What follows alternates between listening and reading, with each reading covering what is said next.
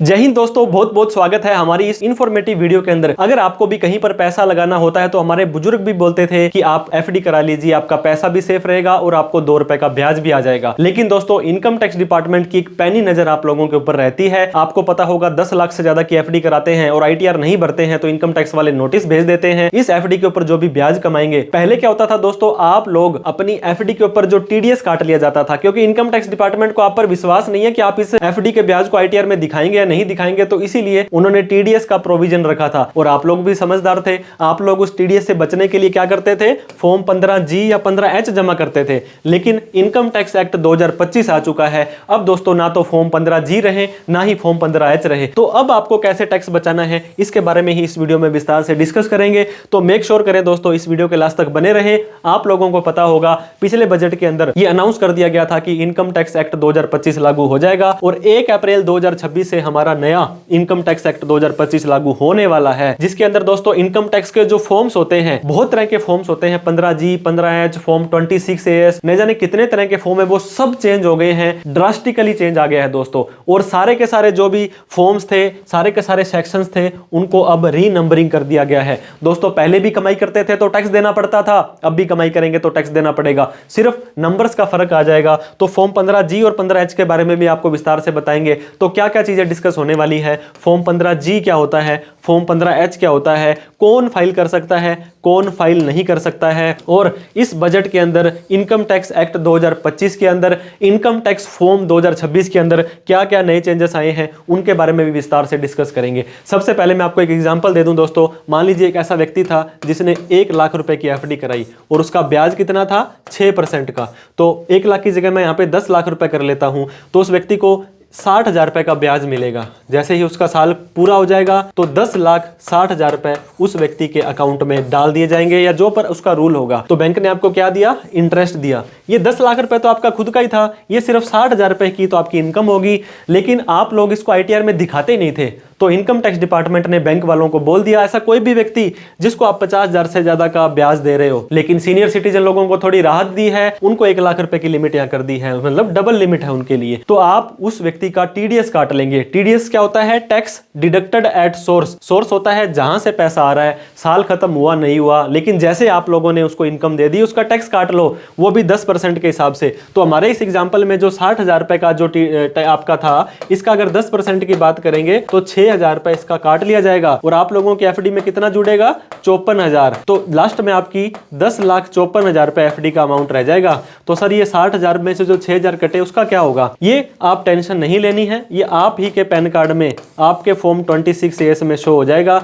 ये form 26AS भी अब चेंज हो जाने वाले हैं ताकि आप उसका क्लेम ले सको। इनका मेन पर्पज है कि इनकम टैक्स डिपार्टमेंट को पता चल जाए कि आप लोगों ने इतने रुपए का ब्याज कमाया है। सेक्शन 194A हुआ करता था ओल्ड के अंदर, अब इस सेक्शन को भी चेंज कर दिया गया है। अब दोस्तों, न्यू इनकम टैक्स के अंदर सेक्शन 393(1) हो गया है। टेबल इसका दोस्तों सीरियल नंबर 5 है, क्लोज 2 है। ये इनकम टैक्स एक्ट 2025 का नया, जिसके अंदर अब आपका टीडीएस कटने वाला है। जो पहले आपका 194A के अंदर टीडीएस कटता था, अब क्या होगा कि दोस्तों आपका टीडीएस तो कट गया, वो 6,000 रुपए का एग्जाम्पल मैंने दिया था। मान लीजिए आपका ये टीडीएस कट गया अप्रैल 2025 के अंदर। अब आपका ये साल कब खत्म होगा, 31 मार्च 2026 को खत्म होगा। तो पूरा साल आपको वेट करना पड़ेगा। इसके बाद में आईटीआर के फॉर्म कई बार लेट स्टार्ट होते हैं, अप्रैल, मई, जून, जुलाई, पूरा साल वेट किया और 4 महीने और वेट किया, 16 महीने का वेट करना पड़ेगा। फिर जाकर के आपको अपनी आईटीआर फाइल करनी पड़ेगी। अगर आपकी ओवरऑल इनकम 12 लाख से कम है तो जितना भी आपका टीडीएस कटा था दोस्तों, उसको आप रिफंड ले सकते हैं। आप जो भी बैंक अकाउंट देंगे अपना, उसके अंदर आपका आ जाएगा। मैंने एग्जांपल दिया, अप्रैल 25 में कटा था तो जुलाई 26 के अंदर आएगा। और हो सकता है आपकी आईटीआर प्रोसेस अगस्त, सितंबर, अक्टूबर, नवंबर में हो, तो 1.5 से 2 साल तक का भी वेट आपको करना पड़ सकता है। तो आपका पैसा है, जेन्युइन पैसा है, आपका कोई टैक्स भी नहीं बनता है, तो आप लोग इस चक्कर में पड़े ही क्यों। तो आप चाहते हैं कि सर मेरा कोई टीडीएस नहीं काटा जाए, मैं नहीं टीडीएस कटवाना चाहता, तो आप क्या करेंगे दोस्तों, एफडी का ब्याज, मान लीजिए मैंने आपको 10 लाख की एफडी पर आपको 60,000 रुपए का ब्याज बताया। अब यही पर आप 5-5 लाख रुपए की 2 एफडी अलग अलग बैंकों में कराते, तो दोनों ही बैंक वाले आपको 30,000 और 30,000 का ब्याज देते, तो ये आपका दोनों का दोनों ही टीडीएस नहीं काटते। एक काम तो आप ये कर सकते हैं कि ऐसे एफडी को अलग अलग बैंकों में कराएं कि आपकी हर बैंक के अंदर 50,000 से कम का ब्याज जाए तो आपका टीडीएस नहीं काटा जाएगा, या सीनियर सिटीजन का 1 लाख से ज्यादा जाए, या बैंक को रिक्वेस्ट कर दें कि मेरा टीडीएस ना काटा जाए एक फॉर्म भर करके।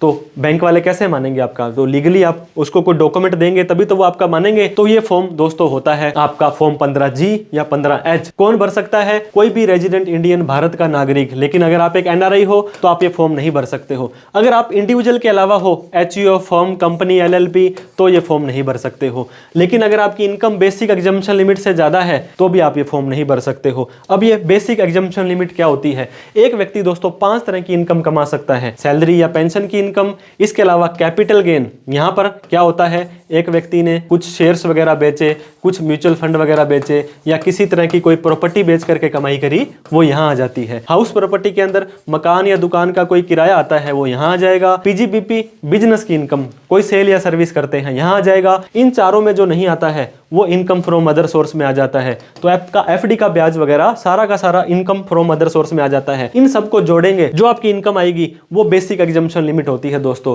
तो आपको क्या करना है, आपको ये फॉर्म जमा करना होता है, जो जादुई और चमत्कार फॉर्म होता है। अगर आपकी उम्र 60 साल से कम है तो आप एक सीनियर सिटीजन नहीं है, तो आपको क्या करना है, जैसे ही आपका साल शुरू हो जाएगा, मान लीजिए दोस्तों 1 अप्रैल 2026 को आपका साल शुरू होगा और ये खत्म कब होगा, 31 मार्च 2027 को। इस पूरे साल का कैलकुलेशन आपको करना है। कैलकुलेशन तो कर ही सकता है। एक व्यक्ति जिसको 20,000 रुपए मान लीजिए पेंशन आ रही है, तो उसको 12 से गुना करके 2,40,000 आ जाएगा। एक मकान है उसमें 10,000 का किराया आता है तो 1,20,000 आ जाएगा।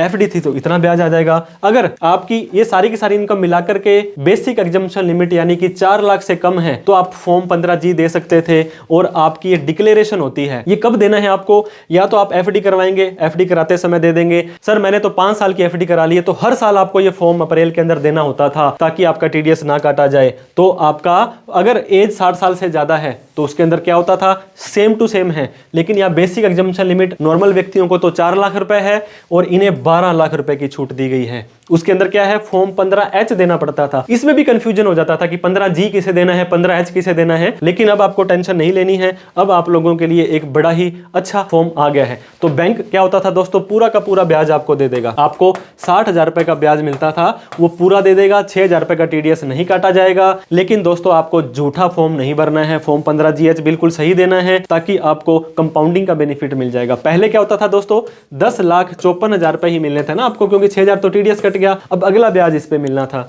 लेकिन यहां पे 10,60,000 रुपए देंगे अगर आप, तो हो गया अगला ब्याज। अब 6,000 रुपए ज्यादा आपको बेनिफिट तो मिलना है ना यहाँ पे, अगर आप इस तरह का फॉर्म भरते हैं। तो दोस्तों ये स्लैब रेट में मैं आपको बता दूं एक बार के लिए, अगर आप एक इंडिविजुअल हो, फाइनेंशियल ईयर 25-26 के लिए अगर आपकी इनकम 4 लाख रुपए तक आ जाती है तो दोस्तों आपको कोई टैक्स नहीं देना होता है।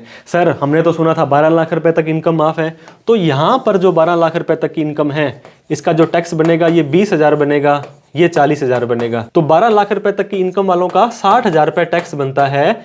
लेकिन सरकार कहती है आपको 87A की रिबेट मिल जाएगी, 12 लाख रुपए तक कोई भी टैक्स नहीं देना है। इसीलिए सीनियर सिटीजन को 12 लाख रुपए तक TDS के लिए राहत दे दी है, लेकिन नॉर्मल व्यक्ति को तो 4 लाख की ही राहत दी है, क्योंकि 4 लाख के बाद तो ITR भरनी जरूरी हो जाएगी। तो ये 4 लाख रुपए की लिमिट तो आपकी 12 लाख रुपए है, लेकिन फॉर्म 15G की लिमिट 4 लाख रुपए है, क्योंकि ये बेसिक एग्जम्पशन लिमिट है। ITR भरनी पड़ेगी, इसके बाद में टैक्स आपको नहीं लगेगा, लेकिन ITR तो भरनी पड़ेगी। ITR भरनी पड़ेगी तो भर के आप रिफंड ले लीजिए। अब दोस्तों मेन हमारा वीडियो का पार्ट आता है 1 अप्रैल 2026 से ना तो फॉर्म 15G ना ही फॉर्म 15H आप भर सकते हैं। नया फॉर्म 121 121 अब आपका आ जाने वाला है। तो इस 121 फॉर्म को हम लाइव भी आपको दिखाएंगे। इस फॉर्म को आपको कैसे पढ़ना है, कैसे उसको एक्सप्लेन करना है, कैसे भरना है। तो चाहे आप सीनियर सिटीजन हो, 60 साल से आपकी उम्र ज्यादा है, 60 साल से आपकी उम्र कम है, कोई अलग से फॉर्म नहीं भरेगा, सिर्फ एक ही फॉर्म है। अप्रैल 2026 में जब आप बैंक में जाएंगे तो उनको ये मत बोलिएगा कि सर मुझे 15G फॉर्म भरना है या 15H फॉर्म भरना है, आपको फॉर्म नंबर